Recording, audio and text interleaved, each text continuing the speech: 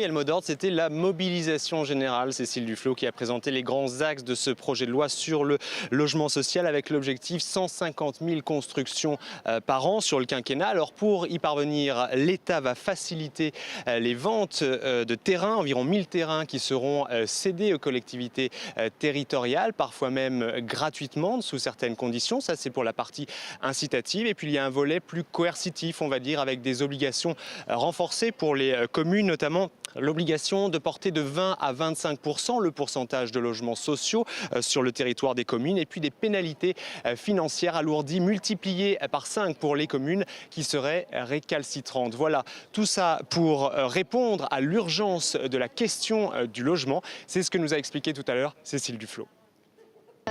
Le logement, c'est un problème aujourd'hui, notamment parce que le coût du logement a explosé, à la fois la location.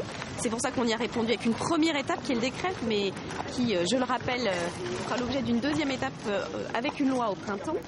Mais aussi parce que le coût du logement a augmenté de manière très importante. Le prix d'acquisition dans le logement ancien a été multiplié par 2 en 10 ans. Donc il fallait réagir et une de ces réactions, ce sera, je l'espère dans quelques semaines, quelques jours, le vote de cette loi que j'ai eu le grand plaisir de présenter ce matin, qui ira à la fois de manière incitative avec la cession des terrains d'État et de manière un peu plus coercitive pour que l'ensemble des collectivités locales soient mobilisées pour construire du logement social. Voilà ce projet de loi sur le logement social, tout comme les fameux emplois d'avenir qui avaient été examinés la semaine dernière en Conseil des ministres, seront soumis au Parlement dès la semaine prochaine. Parlement qui se retrouve en session extraordinaire à partir de mardi prochain.